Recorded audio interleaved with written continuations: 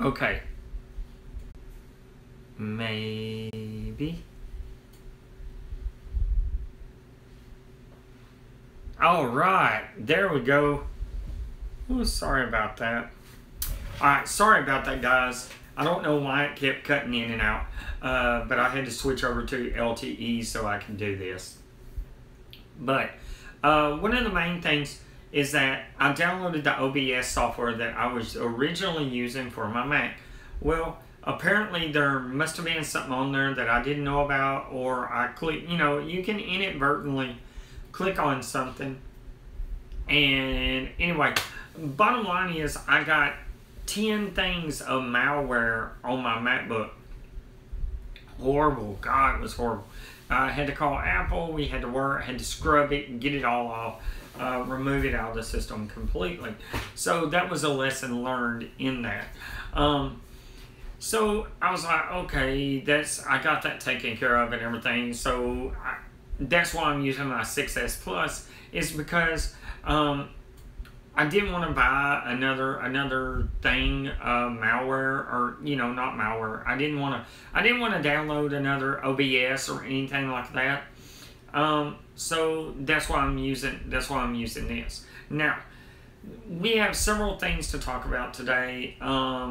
Galaxy Note 8 announcement tomorrow, and I don't know. I really don't know how I feel about that, the Galaxy Note 8. Mainly because, yo, Phone Tech, what's going on? Thank you so much for watching. I hope the quality's good. I hope the signal's coming in strong. That is really, really good. But one of the things on the Galaxy Note 8 is that, okay, I was in Target, and while I was walking around in Target, I noticed the S8 and the S8 Plus. A buddy of mine had gotten the S8. So I went over, I walked over to the S8, I picked it up, looked at it, and I was like, hey man, you know what? This is really, really nice. I really like it. It's really light. The screen's really light. The TouchWiz or Life UX or whatever they're calling it now, is really, really light. It's not a bad device. Not a bad device at all. So I was like, okay. And then I looked at the S8 Plus, and it was like way longer or taller, however you want to say it. It was way longer, way taller than the S8, and I was looking at it, and it wasn't any more width to it, and I was like, man, this is really a long phone. And then from all the rumors and everything that we've been seeing on the Galaxy Note 8, the Galaxy Note 8 is going to be a lot taller than the Galaxy S8 Plus. And I'm just like, okay, so they didn't widen it or anything. They basically went with a lot taller phone, And my personal opinion, oh, you got used to the S8 Plus size? Okay, that's awesome, Phone Tech, and thank you to everybody who's watching right now. If you haven't already, please hit that like button, pound that subscribe button. Thank you very much. It helps me grow as a YouTuber. And check out some of the other guys that are in the chat. I know they would greatly, greatly appreciate it. Yo, what's up, Tana? How you doing? What's good? What's good? Tana, the bad boy of tech's in the house. But yeah, so I seen that they made the Note 8 is a lot taller. Now, I don't know if y'all remember, but there was a meme that was out that people were making fun of iPhone. If you remember, we had the iPhone 4, iPhone 3, iPhone 4, iPhone 4S. Yo, what's up? What's going on, Philly Jazzy Jeff? Thank you so much for joining. Thank you, thank you. So, if you remember, we had the iPhone 3, the iPhone 3G, the iPhone 4, and the 4S, right? So, the big deal was made. Steve Jobs said, oh, look, we got reachability. You can reach any corner of this phone with just one-handed. Shortly after that came the iPhone 5, and it was taller than the 4S, right? So everybody made fun of that. Everybody made fun of Apple because they're like, oh, look at this. And there was a meme where the guy was holding it, and it said like iPhone 10 or iPhone 12, and the thing was just stupid long with a row of icons on it. And it was crazy because I was like, wow, you know, they're making that big a difference, you know, over it being taller. Look at that meme, and everybody was making fun of it. But now Samsung, you know, looking at the S8 Plus and looking at just how long it is, it reminds me of that meme, you know, to where you're not, I mean, I can understand making it taller. I really can. I can understand you're wanting to go to an 18:9 ratio. You're wanting to show that, hey, we can do this. iPhone 8 is small. Don't know how to feel about it. The iPhone 8 is kind of in between the iPhone 6 and 6S Plus, or 7 and 7S Plus, or 7 Plus. So, yeah, I'm kind of with you on that, but it is more screen real estate. It's basically the same thing that Samsung did with the Galaxy S8. But with the Galaxy Note 8, I don't know if I really want a phone that's that freaking tall. You know, I mean, at least make it wider. You know, make it to where it's like as wide as an iPhone, or maybe make it to where it's as wide as a 6 Plus. I mean, if you're gonna make it that tall, and we're going that way. Let's see. Sorry, Tana, I missed your comment. I'm so sorry about that. But at least make it to where it's wider, you know, to where it don't look so narrow on that. The other thing that I want to talk about tonight, besides the Note 8, you know, and of course it's going to have the S Pen, it's going to have new software with it, it's going to have 835 processor. The big thing is, though, will it get Android O? When will it get Android O? That's the major question. That's always my question with third-party manufacturers when it comes to Android. You know, because you got Android, then you got the carrier that puts their stuff on there, then you got Samsung that's going to tweak it for its UI for you to be able to use it. And I think that's kind of the reason that really attracted me to Apple, not just Apple, but to stock Android, is because of the fact of the updates, of getting the latest and greatest, the newest, the, you know, fastest update possible. Because if I have to wait on the manufacturer to do everything that they're going to do to it, I mean, my phone could be obsolete in the next year or two, you know, and I'm still waiting on Oreo 8.0, and everybody else is on Oreo 8.1.2, you know. That kind of frustrates me in that sense when it comes to third-party Android manufacturers. Now, that being said, I like what Essential has done. Let's see, I said that after I got my S8 Plus, I can't use a 5-inch screen phone anymore. Oh, okay, well that's cool. That's cool. I mean, and that's probably what it would take for me, is getting some used to using an S8 Plus or an elongated phone like that. Just like it did with the 5S, just like it did with the 6 Plus.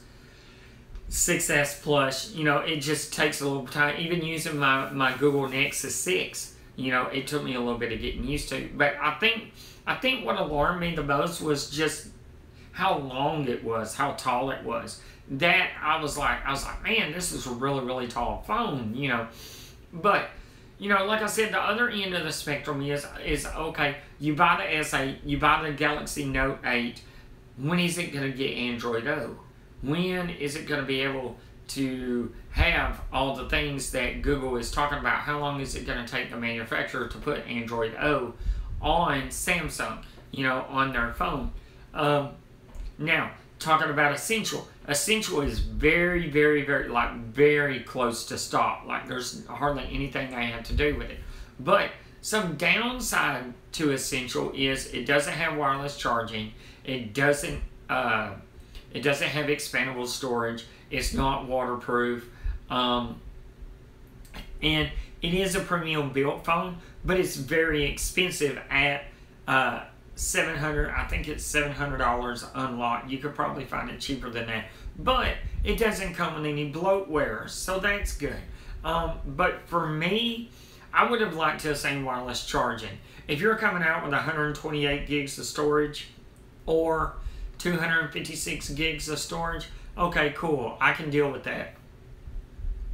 But coming out and not having wireless charging, something that Apple, when Apple comes out with the new iPhone 7s, with the iPhone 8, that they're going to be implementing on their phone, I think that was a shortcoming. Google Pixel 2, it's not going to have wireless charging. Of course, I believe that's going to be another shortcoming. But that being said, the Essential phone is a very, very beautiful, beautiful phone, and very capable phone. The Google Pixel 2 is also going to be a very capable phone. It's going to be a beautiful phone.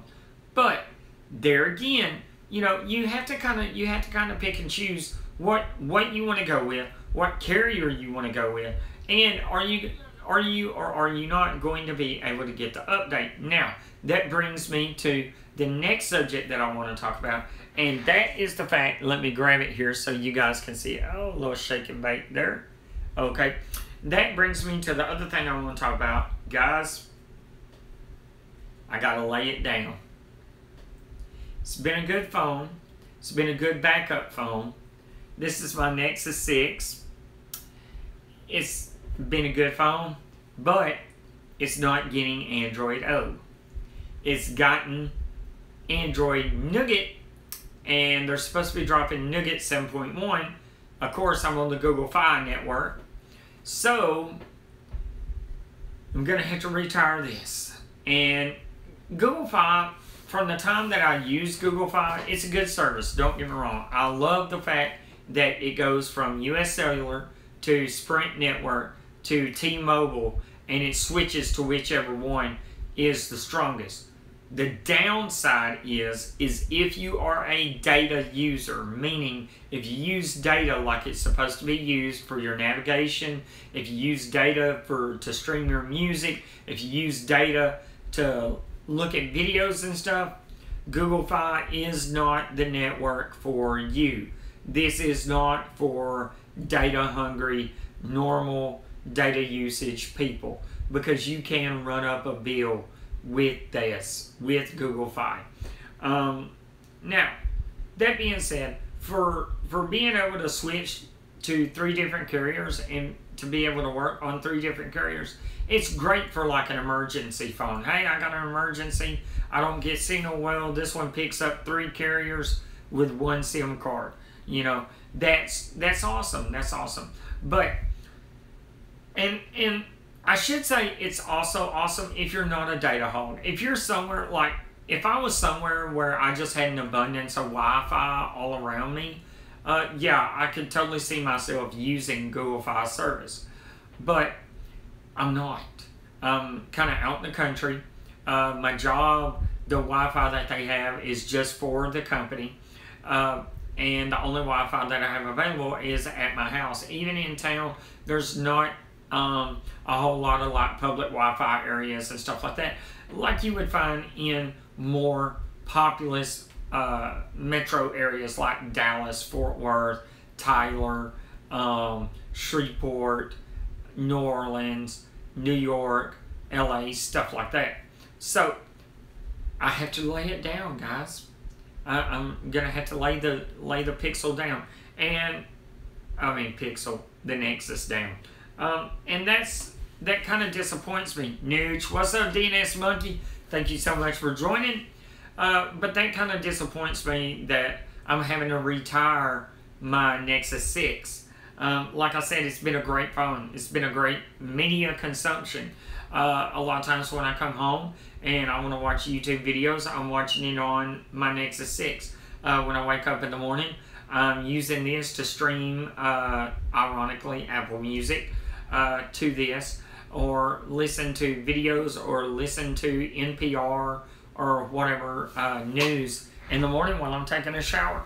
So I hate to see it go, and I think that Google should have stuck with the formula that they had for Nexus 6, because it was a winning formula. Dual front-facing speakers, wireless charging, a nice, beautiful AMOLED screen, and they didn't do it for whatever reason. They chose to go to go a different route, and I think Google made a mistake in doing that. Now, that being said, I've been contemplating, and I know I've talked on this channel.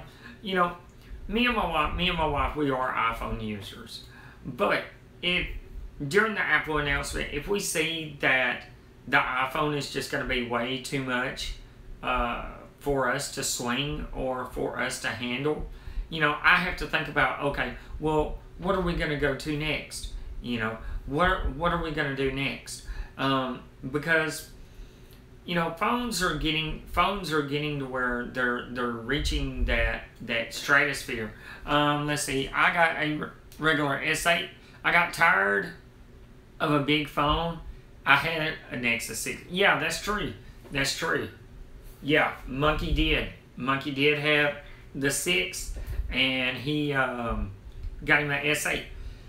But, you know, and that's the great thing about Android, is that you have choice. And so now that's what I got to figure out, is what's out there after all the major announcements are made. Okay, we've seen the Essential phone come out. Galaxy S Note 8's coming out tomorrow. We got the Galaxy S8, S8 Plus. We got, man, it was right on the tip of my tongue. And then, don't you hate that when something's on the tip of your tongue and it just goes? OnePlus 5. We have OnePlus 5 that's out. We got Google Pixel 2 coming out. And we got iPhone 8, 7S, and 7S Plus coming out. So we got several phones that are coming out. But again, you know, for the Essential phone, I would have liked to have seen wireless charging, because when Apple comes out with wireless charging, the whole market is going to be flooded with cheap ads or whatever to, you know, oh, buy this for your iPhone, it's iPhone compatible. Well, Android's had it for years. You know, Samsung's had it for years. So that's the thing about it. So now I gotta think, okay, well, what do I want to do? What's going to be best for me and my wife? What's going to be best for our family as far as that goes? You know, and now I will say this, the phones that I would be looking at would be close, if not stock, Android. But, you know, we're seeing phones get into the $1,000 price range, and that's just crazy. That's just crazy to me, to see a phone that's going to be $1,000 to $100. You know, I could seriously buy a really good laptop for $1,200. Crap, I could buy and build a PC for $1,200. I could put a down payment on a car for $1,200. You know, of course it won't affect the payment or anything, but that being said, those are some of the things that I would be able to do. Also, news coming out. Rumor is Apple Watch 3, let's see, how would you do that? Apple Watch Series 3 is coming out with the LTE chip that's built into the watch. But it will still have to have a phone, even though it's still going to have LTE in it. You can do, what they're saying is that you can do like Skype voice, or you can do FaceTime audio on the watch. Not necessarily, you know, make a call, you know, or whatever. But you would be able to do FaceTime audio with that. Now, the big thing that I'm looking forward to the Apple Watch Series 3 is if it does the, oh, hey, Monk, send me an emoji. Yeah. The big thing that I'm looking for, to see if they can even do it with the Apple Watch Series 3, is to test your blood sugar without having to prick your finger. A lot of you don't know my wife is diabetic, so that would be a big benefit to her, not having to prick her finger to test her blood sugar or anything like that. Kind of the way, I guess it would be kind of the way that it measures your heart rate, which is really, really cool. And if the insurance companies get involved, that would be awesome too. But if not, I don't know. You know, I don't know if I would be looking for, personally, if I would be looking to stick with Apple if I can't afford the latest and greatest product. You know, I definitely don't want to, hold on guys, there we go. I definitely don't want to have an iPhone, like I don't want to get a 7S, I don't want to get a 7S Plus. They're coming out with a new design. That's the one that I would like to look at. But if I can't afford it, I can't afford it, you know. But even though my 6S Plus is working and working good, let me see. Oh yeah, sure they'll make an iPhone 8C. Yeah, about 3 or 4 years from now. But that being said, you know, I don't have a problem a plastic iPhone. They've already done plastic. But that being said, I really need to take a look at and see what Android's having to offer as far as Google goes. You know, I know I've said it here many times, but that's one of the things that kind of disappoints me with Android is the fact of getting the latest and greatest updates, because you know they're only going to support the Pixel for 3 years, and then after 3 years you got to get on another payment plan or you got to buy it outright. That's what I got to see, you know, and just see where that's at. But in other news, I got me something new at Sam's the other day, and this is, we're talking about home automation now. Now, as a lot of you guys know, I have home automated locks, I have a Nest thermostat, I have cameras, let's see, what else do I have? The new addition that is in my home automation wheelhouse now is Hue lights. I got Hue lights in my kitchen in the house right now.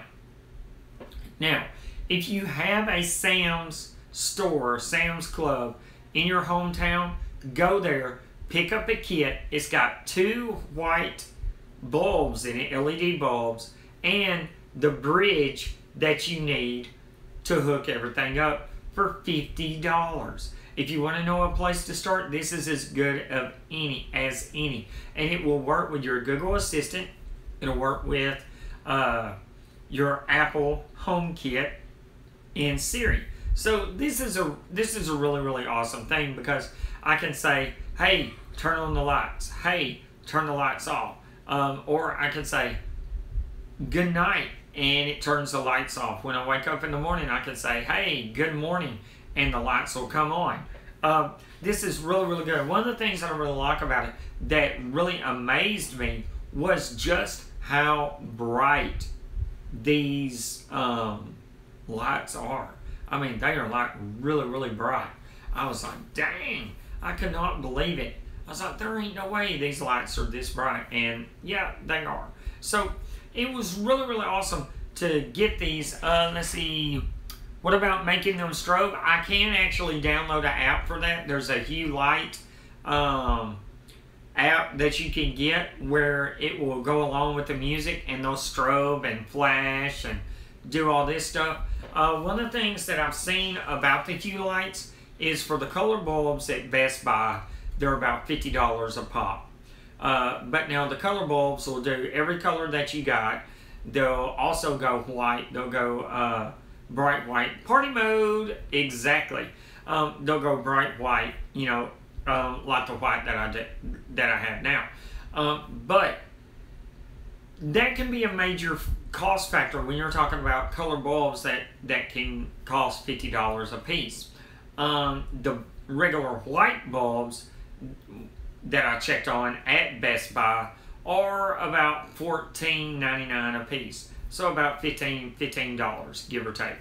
And that's a lot more cost friendly. Now the life on them, RGB, yes, that's where I'm trying to go. I'm trying to get RGB. I want to get the light strips. I want to get the little portal light and stuff like that, just because I think it's really, really cool. I think it's really, really awesome to be able to walk into my house and tell it what, you know, tell my assistant what lights I want to come on. Hey, turn on the living room lights. Hey, turn on the bedroom light. Hey, I want to set it to this mood. Hey, Halloween's here. I want purple and orange throughout the whole house because we're going to deck the whole house out in Halloween colors. Or Christmas, hey, I want the living room in red and green, and I want the kitchen in red and white, and I want the dining room in gold and silver or whatever. You know, it's just really cool. It's just really cool to be able to do that stuff and be able to do it on the fly, because then you can theme out your house and have it set up and looking really, really good. But for right now, I believe I'm going to do the white lights just because it's more cost effective. Now, the bulbs are said to last 15 years. So you shouldn't have to worry about replacing any of the bulbs for 15 years. Like I said, I would like to go with the color lights. I really, really would. I think that would be awesome to be able to do that. But man, they're expensive. $50? $50 for some lights? Come on, man, for a bulb. That's for one bulb. $50 for one bulb. For $14.99, I can get one white bulb, but it's $50 for one color bulb. I'm not into my colors that much, but but they got the floodlights that you can get. They have the little one with the little stand that you can put in the corner and shine it. You know, I want to get the rope lights and put them like behind my TV, so that way when my TV's hanging on the wall, it looks really, really cool. It says the ambiance and stuff. I also want to put some rope lights, the Philips Hue lights, up on top of my counter in the kitchen, the cabinets in the kitchen, and have it light up like that. I think that'd be really, really cool. I also got another space in my house that I think they would look really good there. Just putting them in different places, like under the coffee tables. Stuff like that. That's one of the things that I really, really like. You know, and the fact that the Hue lights, one of the things that I didn't talk about on the Hue lights with the white bulbs is that you can set it to where it's a nighttime mode. It's actually a night light. The lights dim so low that it looks like a night light. I mean, it don't use hardly any juice whatsoever. And if you have kids or you have elderly parents that, you know, a lot of people are like, well, you know, why are you getting into this? And I explained once on this channel that I'm doing it for when I get older, because, you know, there's nothing like when you're older, your eyesight's not near as good, your footing is not near as good, your balance is not near as good. So having this to where you wake up in the middle of the night and you need to go to the restroom instead of trying to fumble around or find your shoes or, you know, stepping on something that you're not supposed to step on or whatever, you can basically tell it, say, hey, turn on the bathroom lights, turn on the bedroom lights, whatever, and you can see and get to where you're going. If you put it in the nighttime mode, if you put it in the night light mode, it's just like you got a bunch of night lights in your house and you can see everywhere you want to go. It's just really, really dim to light. So like I said, I thought that was really cool, and that's some of my reasoning behind why I'm trying to do what I can do. Also, in my mind, it would add value to the house if you're wanting to sell it and you're able to show, hey, look, I've already done all the hard work for you. Here's how you get in the house. Here's how you do this. Here's how you arm this. Here's how you do that. You know, and I think it's a benefit. You know, I think once people see it and people use it and people are able to appreciate what it is and what it's doing for you, that's awesome. Now, the thing is, you know, people are like, well, you know, what if the electricity goes out? Well, the electricity just goes out and you're not going to have power anyway.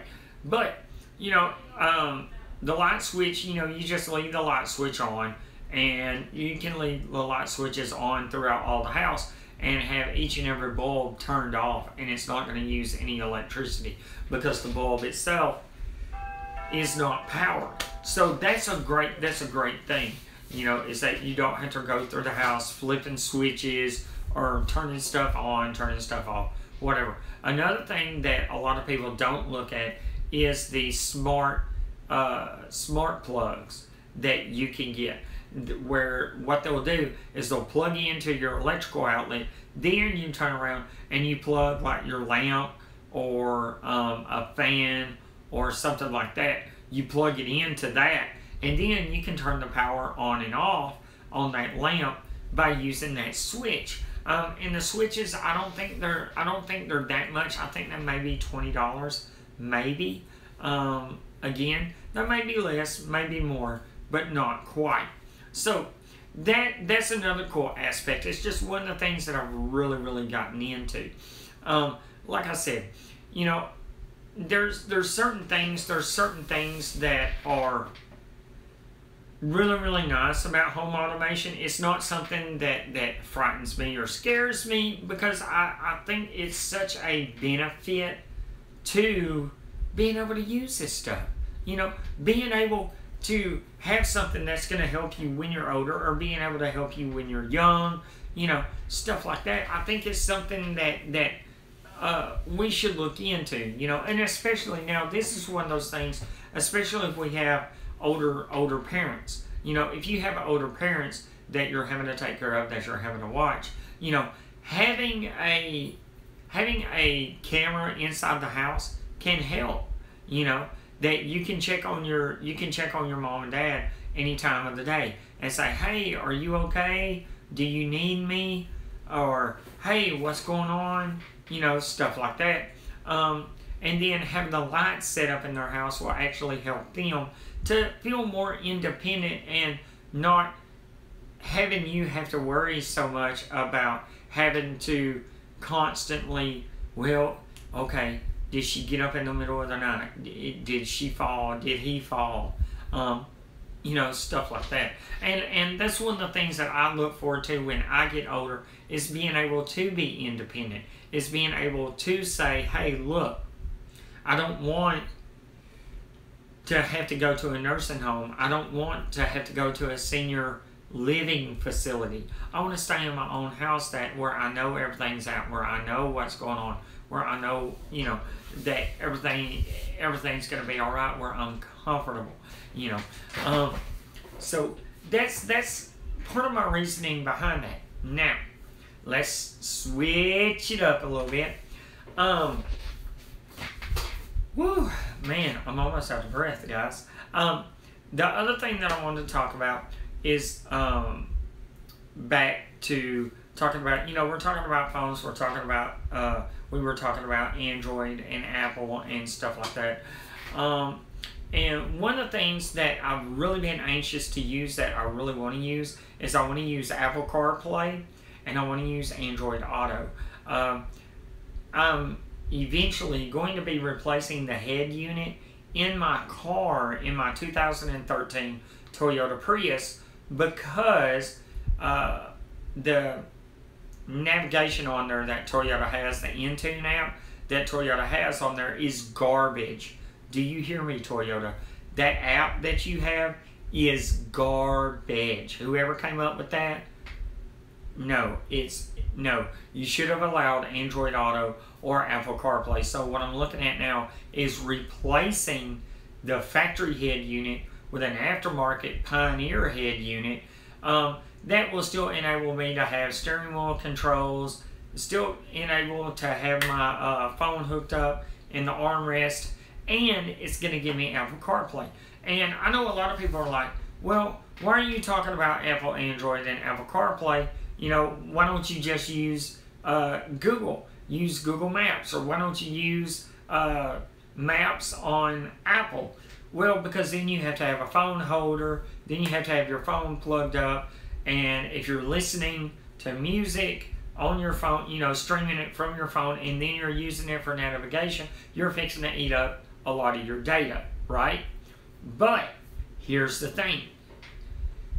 By using Apple CarPlay and Android Auto, what I'm able to do is keep my map on the big screen and still listen to my music and not having to have a separate screen up here above and then having the radio on and having that's too much going on for me. That's too much going on at one time. So I would rather have one device, plug it in, and it's just like using your phone where I can ask Siri to do stuff, I can ask Google to do stuff, and I'm basically hands-free.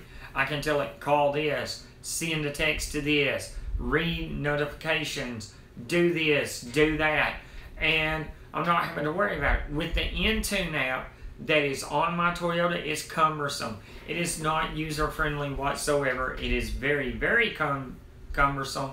I do not like it. I do not like it at all.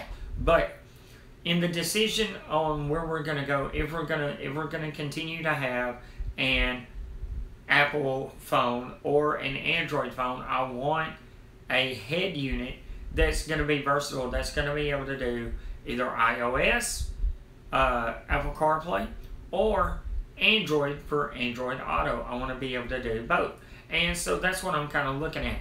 Updating your phone, okay, no problem, man. That's awesome.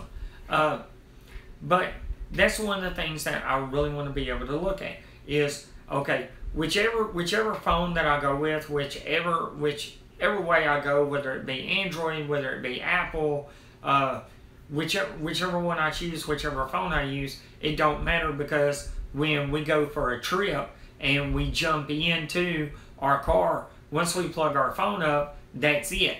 You know, I don't have to hit an app on my phone. I don't have to punch in the directions on the head unit. I don't have to switch here and then scroll down and hit what playlist I want to listen to.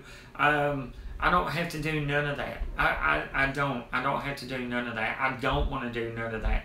All I want to do is plug my phone in. The deal pops up. It looks just like my phone, whatever phone I'm using, and then I can tell it, Google, call my mom, or Google, give me directions to Augusta, Georgia, or Siri, call my dad. Siri, give me directions to Boston, Massachusetts, you know, and take off and just go. That's one of the things that I think some people get overwhelmed with on technology, is because there's like so many options out there. But the thing about it is, you got to find what works best for you, whether it be Apple, whether it be Android, whether it be Android Auto, whether it be Hue lights, or some other kind of smart lighting system, RGB, whatever it is. You have to find stuff that works for you and in your situation, because my situation is different than a lot of you guys out there, you know. So that's the thing about it, and that's what's great about being able to choose what phone or what operating system or what computer or what car audio deck or anything that you want, you know. That's one of the things that I think is great about technology. But for some people, it can get kind of overwhelming because there is so much choice and they don't really know how to wade through it, you know. Like some people will buy a phone, but they don't read the specs, they don't read how much memory it has and stuff like that.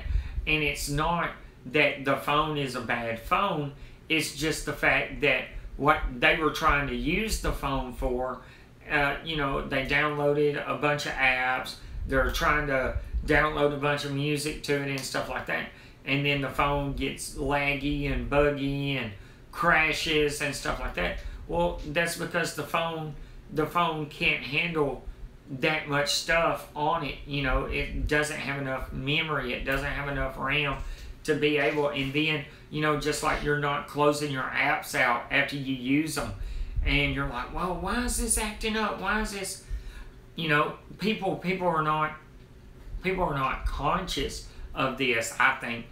People are not saying, okay, this phone's got an Android 805 chip in it with 1 gig of RAM or with half a gig of RAM. That's not going to last you. You know, you buy this phone and you're thinking, oh man, this phone's going to last me for a while. No, it's not. It's not going to last you.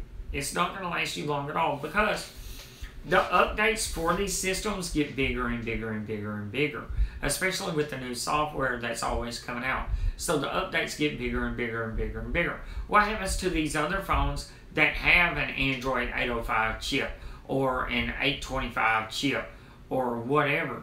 Well, they start getting left behind because the tech is outdated. You know, even with Apple, it's kind of playing obsolescence. Google is playing obsolescence. And it's always going to be like that. You know, I say if you get 5 to 6 years out of your tech products, you're doing good. If you get more than that, you're doing excellent.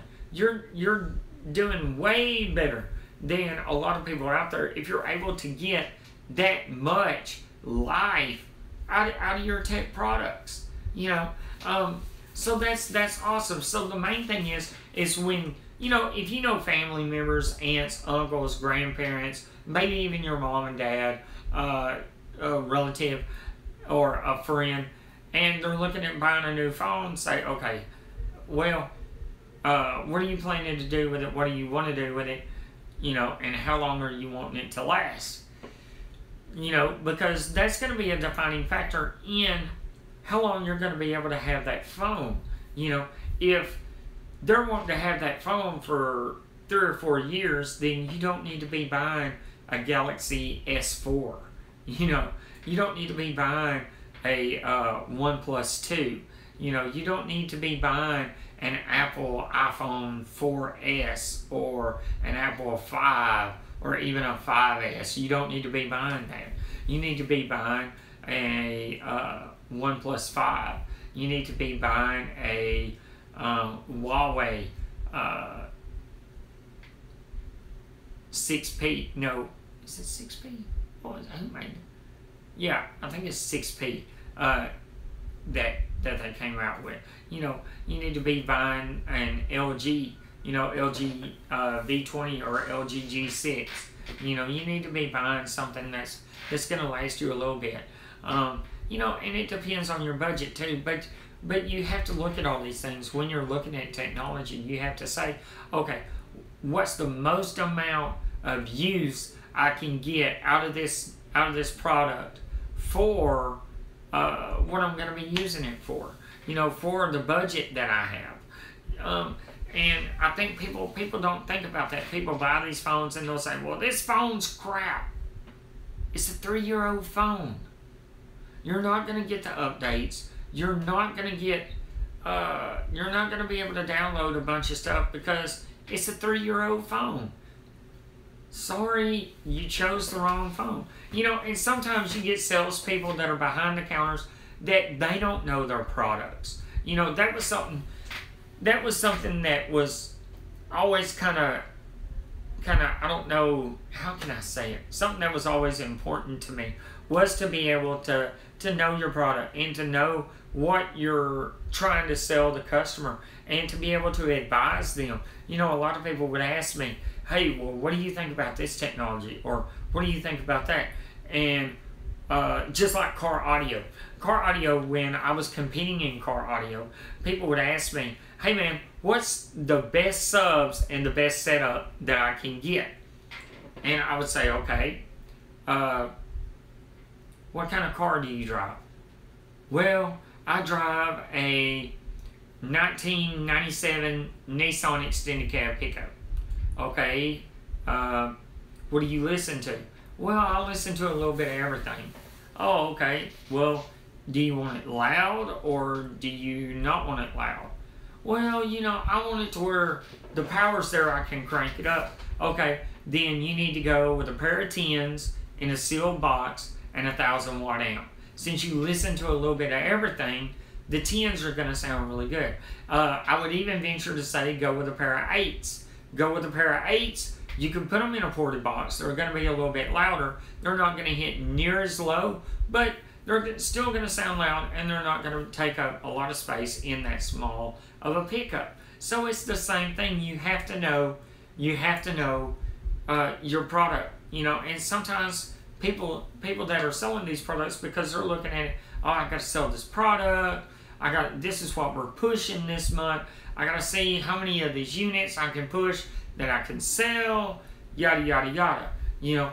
And for a lot of us tech enthusiasts, we take that for granted because we're like, hey, you know, this phone's really, really good. This is the specs that it has. This is what it's got.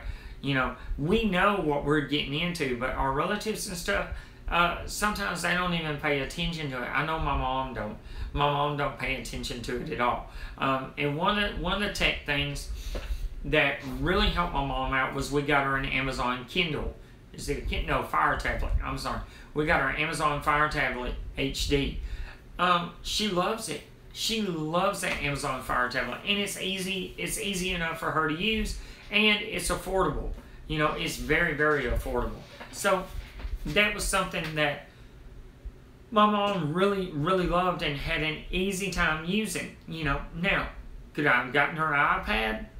Sure, I guess we could have got her an iPad, but seeing as to how she just wanted something simple, wanted something that she could read books, because my mom is an avid book reader. She loves books.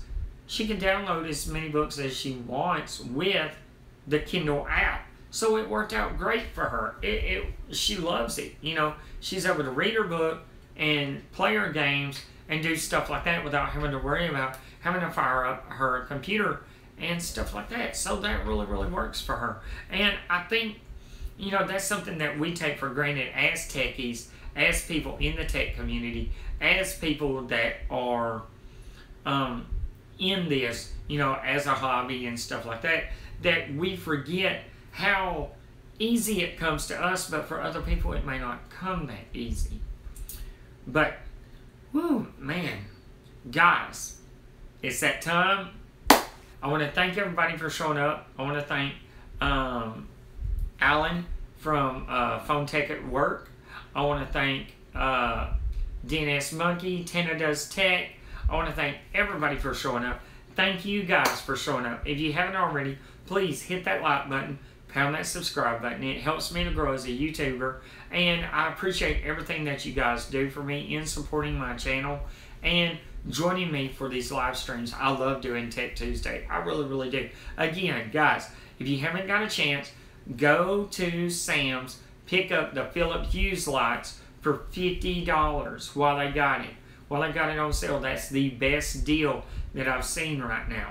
But we all got to get ready. Samsung Galaxy Note 8 is coming out tomorrow. I'm sure the press conference is going to be crazy.